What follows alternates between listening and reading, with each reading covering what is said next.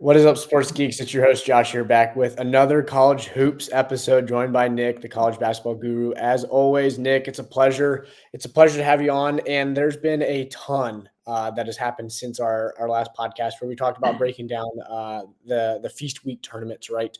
And we had I think like maybe one or two games from some of them. I think Maui had just started. We were talking about UConn losing.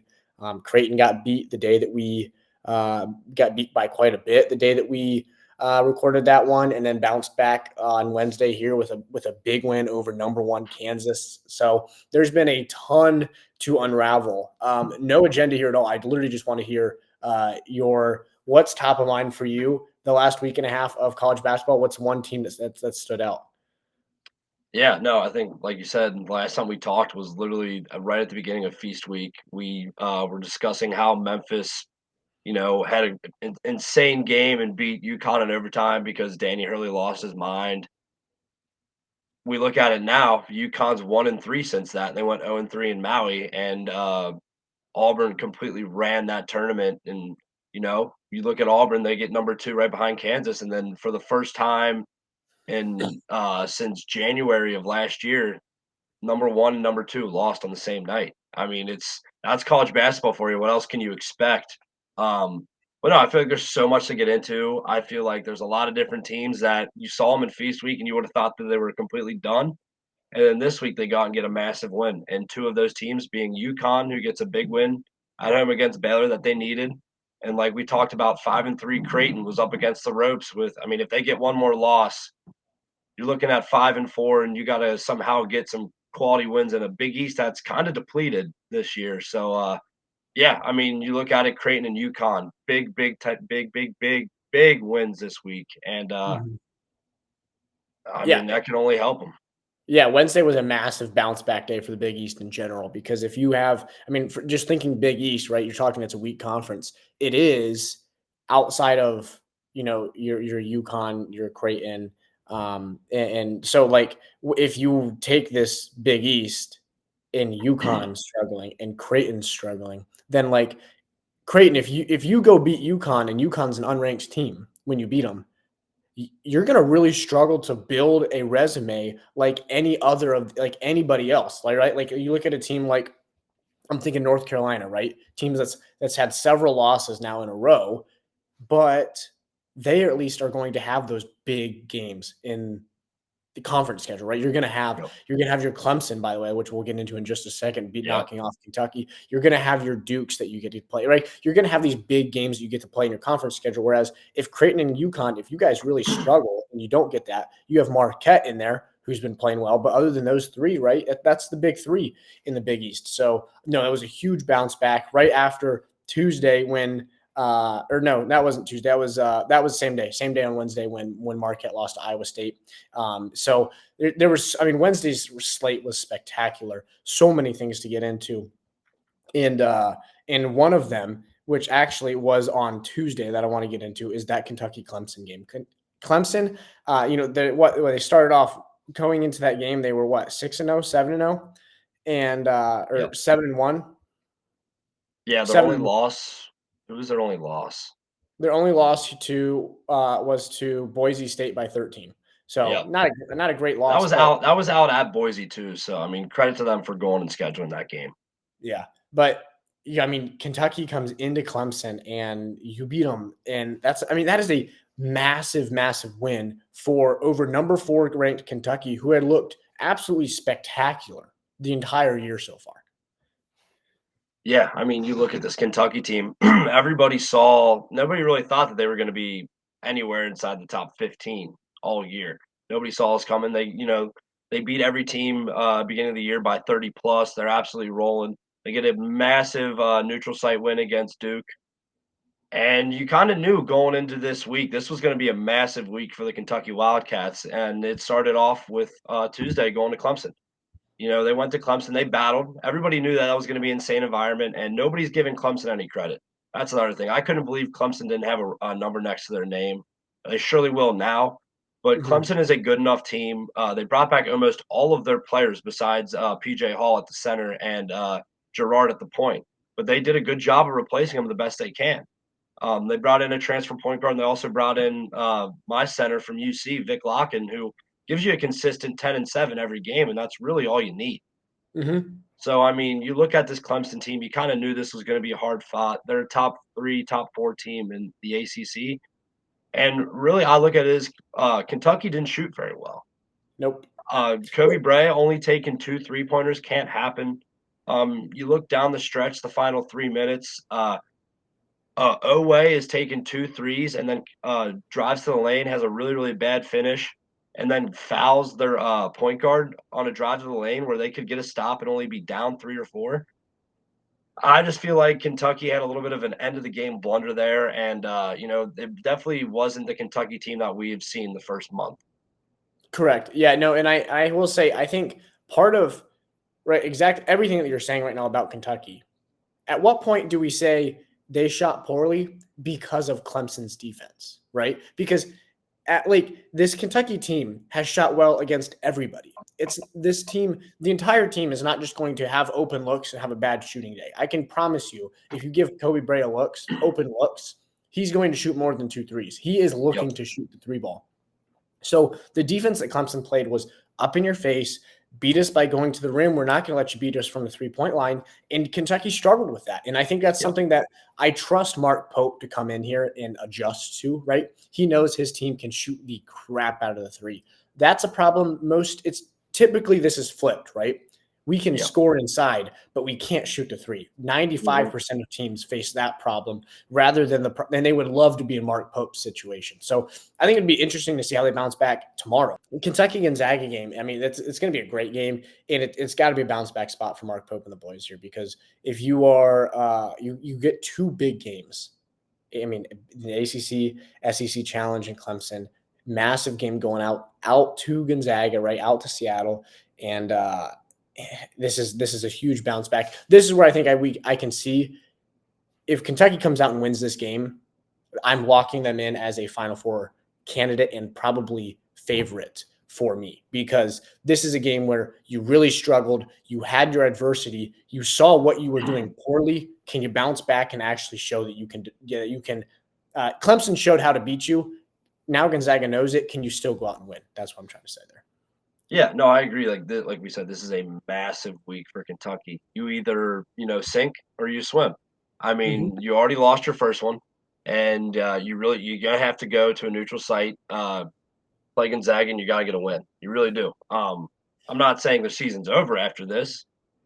This just shows me, you, the whole country that maybe Kentucky really isn't to that next level yet. Maybe they caught a young Duke team at the right time and was able to scratch and claw and get a win. Because in all reality, if you do look back at that Duke win, Duke only scored 20 something points in that second half.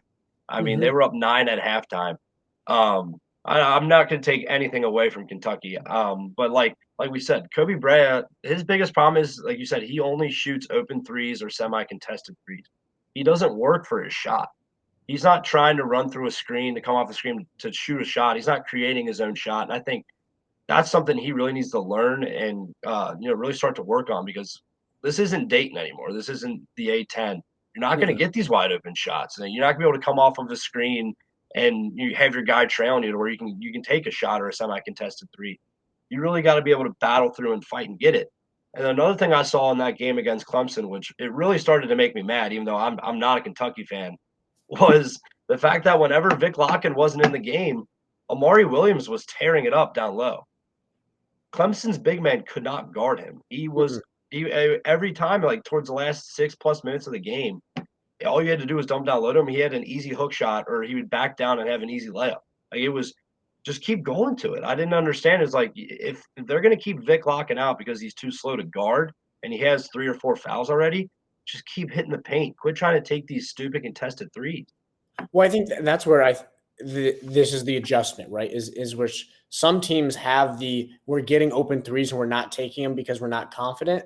Kentucky has the reverse of that, right? Where we're so confident shooting threes, that's all we want to shoot. Yeah. You have to find the balance, right? And you have to go inside to open up the 3-point line, right? It's like in football, you don't throw so you can open up the run game. You run so you can open up the passing game, right? Yep. And you don't shoot the three to open up the inside game. You go inside even if it's not working. At least get a touchdown there. You don't have to shoot it, but at least get a touch and then Yep. an inside out, and you're going to be much better. So I think that's something Kentucky has to learn from, and they have probably not an ideal, but a great matchup tomorrow to really get Yeah. to see if you're going to do that. Because I mean, I can tell you, Graham Ike down low is a difficult guy to move, and he's a great defender. It's going to be it's not one in which I would expect Mario Williams to go in there and be able to dominate. So it's not Vic Locken, I should say, or Yeah. anybody else that Clemson's got, right? So I would expect it's going to be difficult, but you still have to try it and then open up the 3-point line from there. But enough about Kentucky. Let's move on. So I want to touch on North Carolina because obviously my Spartans get a win against North Carolina. Great game Yep. from the Spartans. But I want to ask a question here about this North Carolina team in that they have a lot of talent, but the defensive side of the floor is extremely concerning to me because I'm looking at their games here, right? You play Elon and you give up 76 to Elon. You play At home. Kansas, you give up 92, right? Yeah, yep, at home.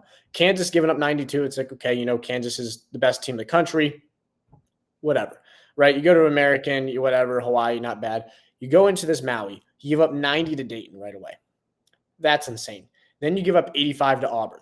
Then you give up 94 to Michigan State. And Michigan State is not a team that, I mean, is all They're not that a score heavy team at all. no, they're not. And then you give up 94 to Bama. That's what we'd expect. But like North Carolina, they're playing this really high tempoed, fast paced offense, which is great.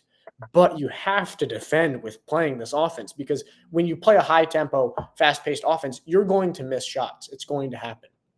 The purpose of that is saying that we think we're good enough offensively with missing shots. We're still going to be able to outscore you.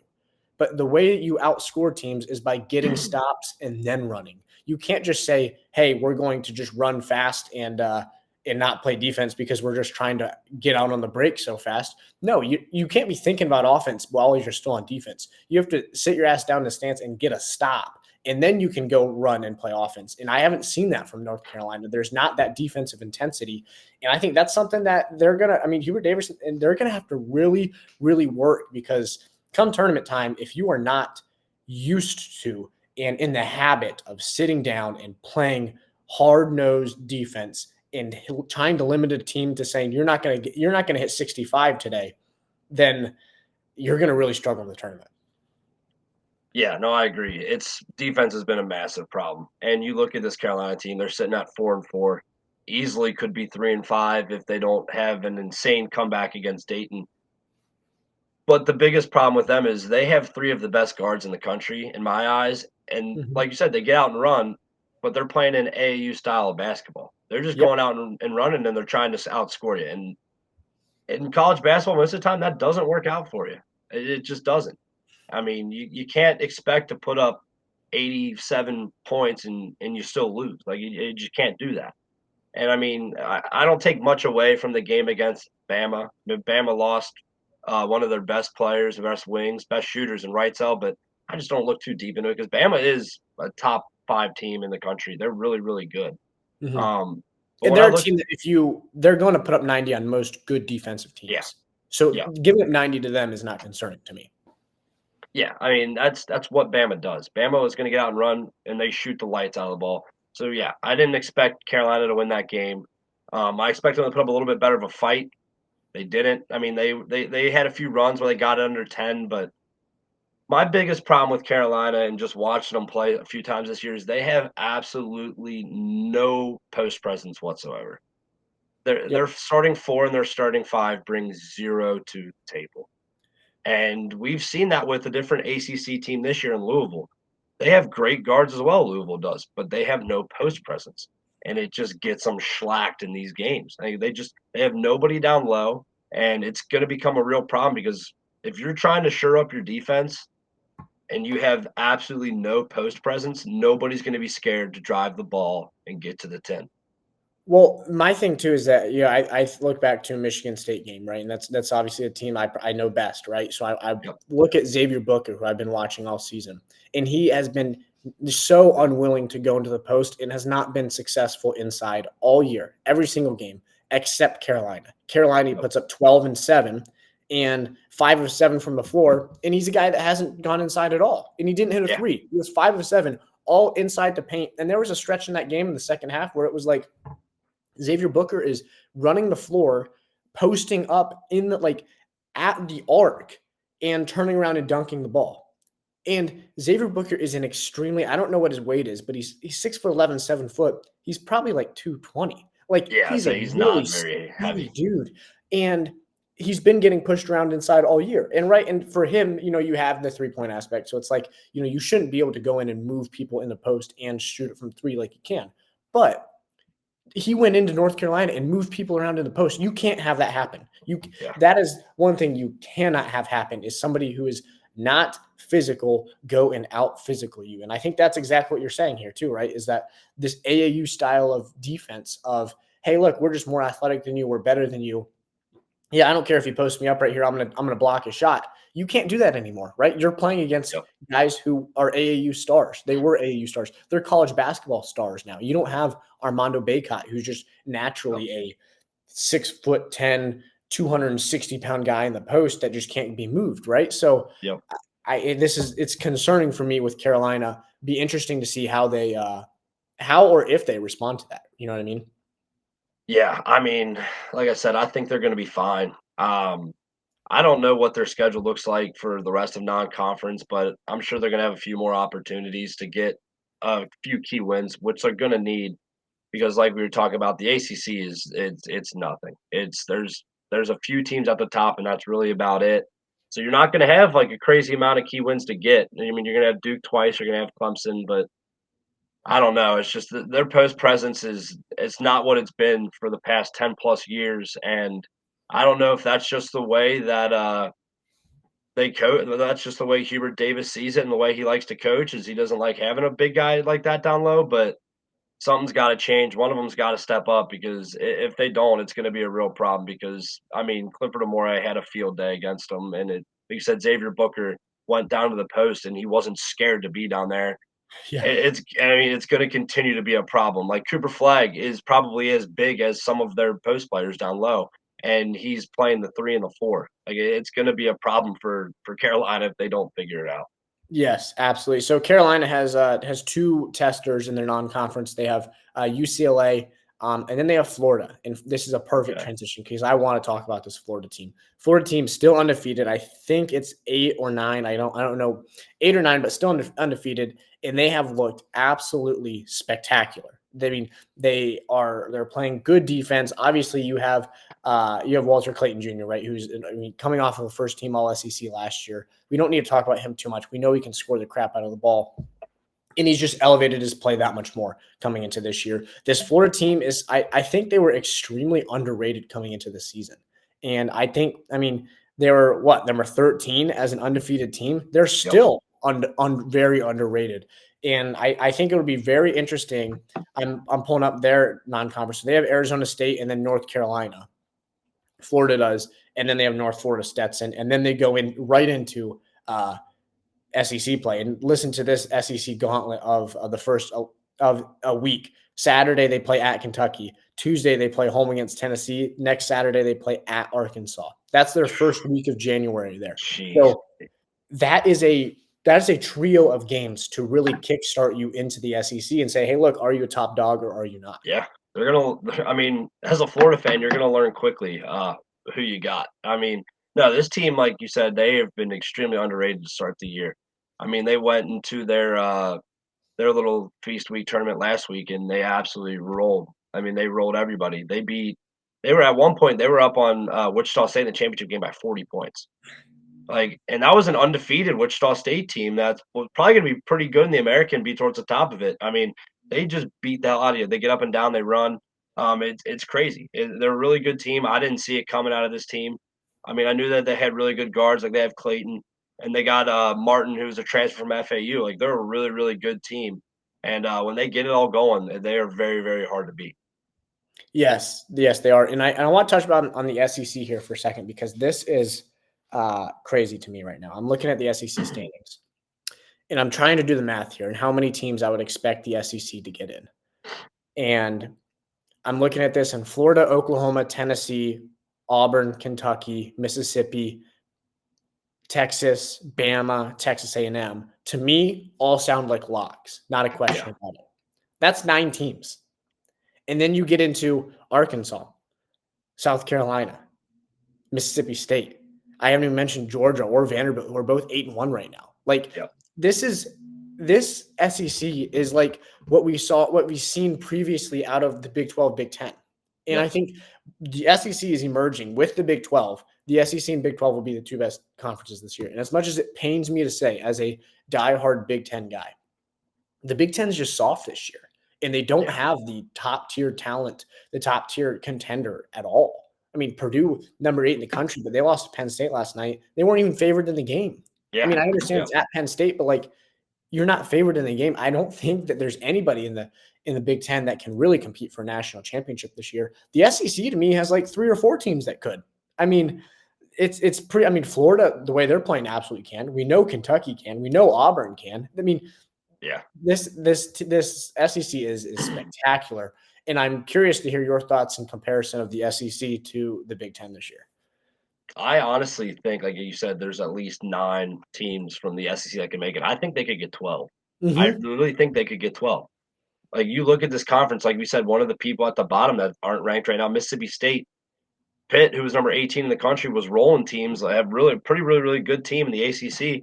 They beat them by 30. Like, you look at this conference, there is not a weak spot in this conference. Like, they all have. I mean, the worst team in the conference right now is South Carolina at 5-3. And I mean, they put up a good fight against X in their Feast Week tournament. Like, they're not a bad team. Mm-mm. So I mean, I don't know. It's interesting. You look at it, like you said. I sadly think the Big Ten is they just don't have a juggernaut this year like they've had in the Mhm. past. They don't have a team that really gets up and down, can punish people, bullies people, and I also think it doesn't help that they brought in 4 schools from the Pac-12. I mean, the Pac-12 is always known as a conference who never played any defense. They would just try to get out and score. Their games would finish, high 80s, low 90s, unless you were playing Mick Cronin because that's just the style he plays. And I think honestly that's probably why UCLA was picked to finish so high in that conference. I think a Mhm. lot of people in that conference really respect Mick Cronin as a coach and think that, well, this is a pretty soft Big Ten this year. And while yes, maybe he doesn't have the big name players and the type of dogs he usually really should have at UCLA, he's good enough to coach these teams to a conference championship and maybe even the conference tournament championship. But when I Yeah. looked at it, I think I think Oregon's the front runner. I really do. I don't see anybody that's on Oregon's level. Yeah, I think Oregon looks good so far, and I'm interested to see. You played Bama and you beat Bama by 2. Great win, don't get me wrong, Yep. but Bama's been they've had their off and on moments so far, and Bama basketball is not Big Ten basketball, right? It's actually as close as you can get to Pac-12 basketball. That's what Bama plays actually. Yep. So them and North Carolina both do. So I would be really interested to see. I'm pulling up Oregon's schedule here. So they have UCLA actually this Sunday, which Yeah. you start off USC, UCLA. You're still playing Pac-12 basketball. Playing Pac-12 ball.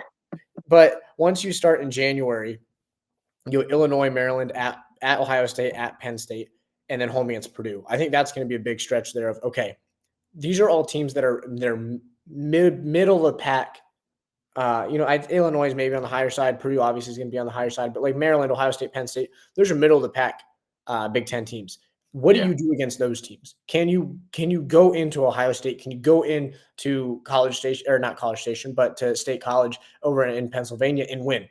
And I think that's where we're going to start to see. But I wouldn't be surprised. I was joking with my dad yesterday if the Big Ten champion for the regular season champion had 4 or 5 Big Ten losses because it's just there's just nobody that's emerged. And it's been the first time since I could remember that there's Yeah. not a Big Ten team coming into the season that you're like, oh, yeah, no, this this team is good. They're legit, right? The last 2 years we've had Purdue, right? Yep. And I mean, so it's I don't know. I'm just interested to see how the dynamic works out, and then also really interested to see when it gets to tournament time, what do the resumes look like, right? We were joking about the Big East, right? You don't have these big wins. If the Big Ten only has 3 or 4 teams that are ranked, I mean, then yeah, you're not getting a lot of big time Q1 road wins. right, that's the thing. So I mean, it would be just interesting to see, and then obviously how teams perform in the tournament, right? Do you have an SEC Big Ten matchup where you get like maybe like an Oregon facing off against like a Mississippi State in a 1-8 matchup in the Yep. second round? And how's that work out? Right? Because if Mississippi State beats Oregon, I can promise you the Big Ten outlook is going to be really, really rough when it comes into 25-26 season. So Yep. I just think there's a lot to track there. But I'm scrolling through here trying to figure out if there's any other teams I wanted to touch on. Is there anything top of mind from you? There is one team, and you can probably see them above my head. I feel like I have to talk about it. Just because we're talking about top 15, top 25 teams that were undefeated, but had a chance to prove themselves, and I feel like sadly feel like UC fell flat on their face. They were playing against a team in Villanova who was starting to figure it out a little bit, so I'm gonna give Villanova a little bit of credit. I mean, Eric Dixon's an absolute stud. He's had multiple games over 30, a game in the 40s. Like he really keeps them afloat. I knew going to this game I was really scared. I really did. I thought we were gonna win, maybe pull one out, but I was nervous like we could easily lose this game. And we did. We went on, we went to the road at Nova and blew it. Fell flat on our face. You could just tell we weren't ready to play. We didn't look like we know what we were doing, and we let one guy beat us. Let Eric Dixon have 30 something points. I mean, if he was playing for the Bearcats, he would have had more than half of UC's points. So like, I don't know. It was bad. Obviously UC, I think they're still fine. They're playing without Dan Skillings. They get him back. I think it could be a whole different team, but like you said, UC's got all the opportunities in the world in the Big 12, but you still want to be able to get some non-conference wins that you can at least have it somewhat for a resume booster. And now I believe that Nova loss is going to finish no better than a quad 2 road loss, which is, as we know, can be a killer if you're anywhere near the bubble come tournament time. So I'm hoping they figure it out. They got another opportunity with X on Saturday, not this Saturday, but next, and then they get to play Dayton on a neutral site. And I think that could be a really big time win because Dayton's most likely going to play VCU to win the A10. Yeah, no, those are 2 games that kind of like Villanova, right? You're not playing at Kansas, right? You're not playing a North Carolina on the road. You're not playing Yep. at Bama, but they're games that are tough. Before they're tough games against quality teams, quality programs, and they're big wins for you when you're building this momentum early going into Big 12 conference play, right? If you Yep. can right, the loss against Villanova is tough. If you string together wins against Dayton and X going into Big 12 play, that's huge. Now you've got some momentum. You figure some things out. Dan Skillings comes back. Now you start to gain some momentum, gain some chemistry together, right? I mean, it shouldn't be that tough because most everybody is played on the same team last year too. So Yeah. Yep. I think just building back into the rotation. I think the Cincinnati team's going to be fine, right? They're going to get back to the tournament for the first time in several years. Yeah. I think But it's 7 or 8 or 6 or 7 years now. yeah, I mean, but it's just where at, right? Are you getting it as a 7 seed or are you getting it as a 3 seed? Where are you at Yep. in there? So, and I think it could range from like an 11 to a 2 seed in this Cincinnati team, to be quite honest, right now, from what we've seen. It's a crazy gap. It literally could be either end of the spectrum for where they could be seated. It's nuts. It's Yes, absolutely nuts. absolutely. One quick thing too, so I was just checking this out here. So Oregon beat USC by 8, right? Which isn't a bad win at all. But I They were do losing most of that game too. they were losing most of the game, and I want to touch on how bad USC is. Um, Horrible. like Horrible. They lost to St. Mary's by 35. You lose to New Mexico by 10. You lose to Cal.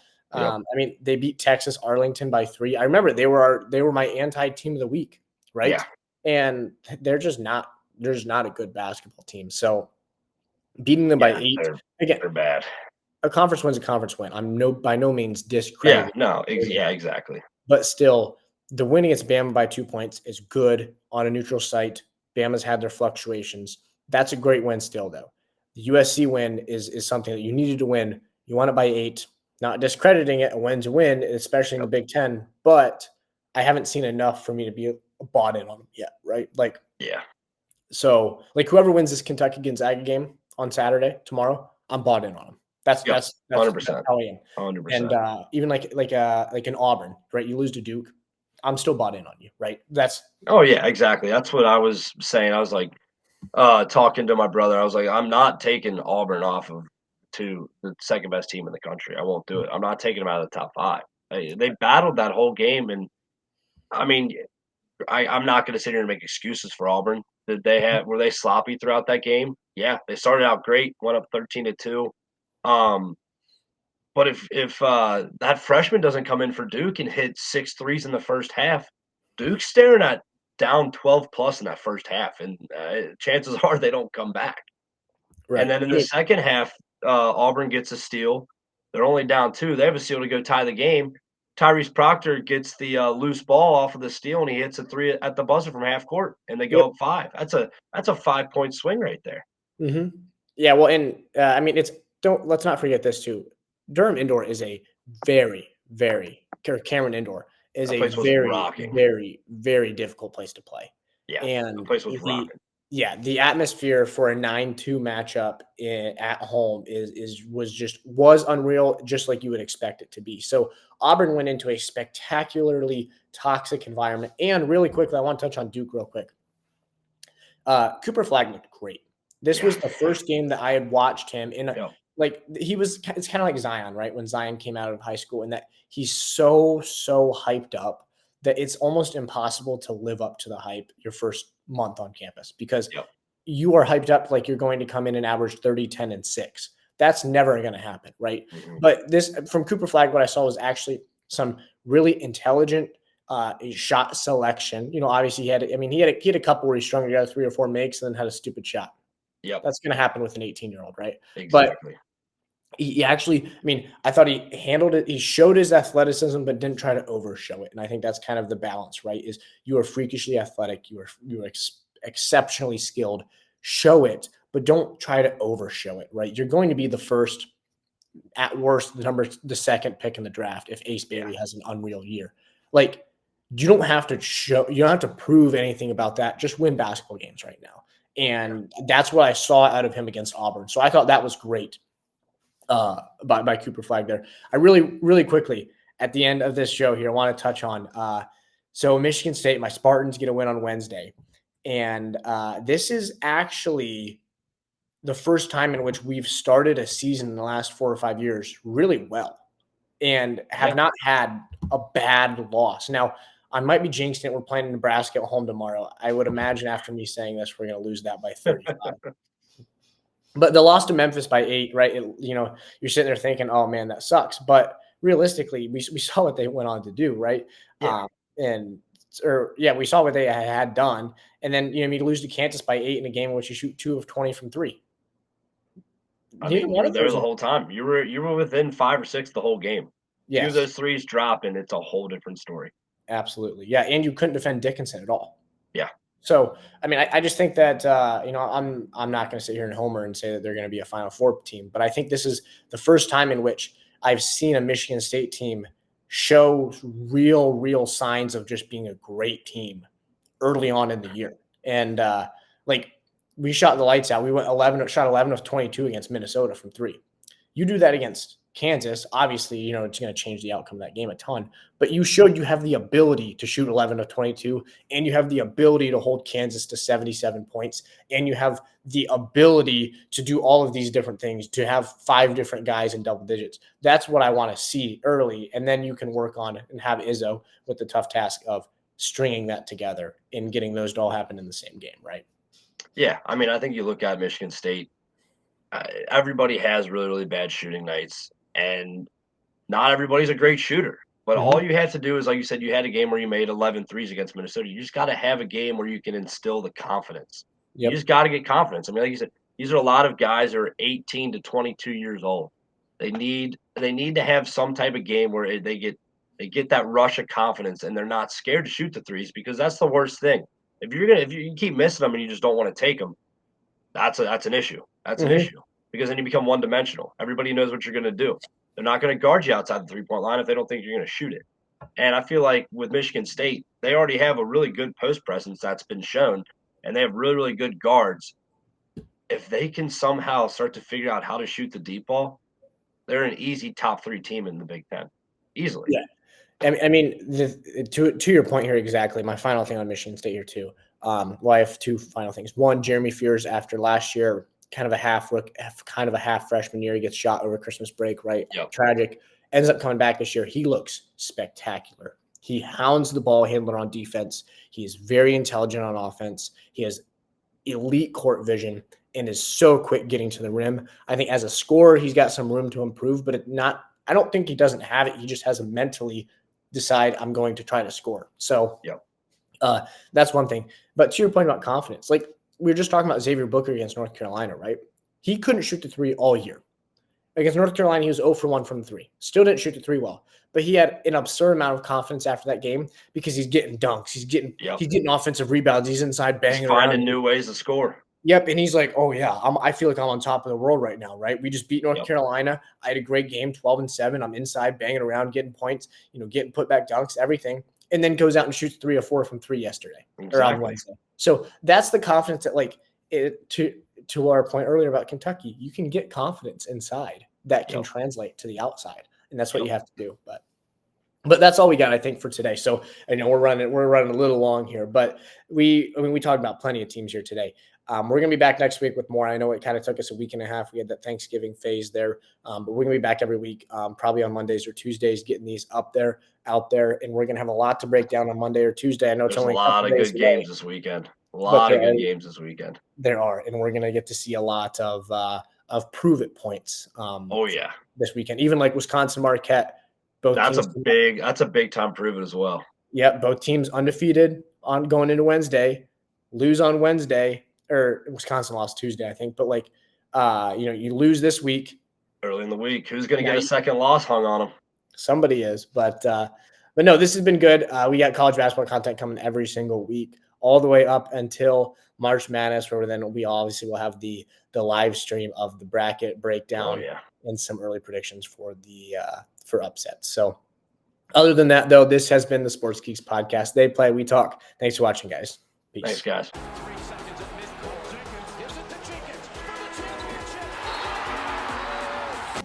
Puts up a three. Won't go. Rebound box. Back out to Allen. His three-pointer.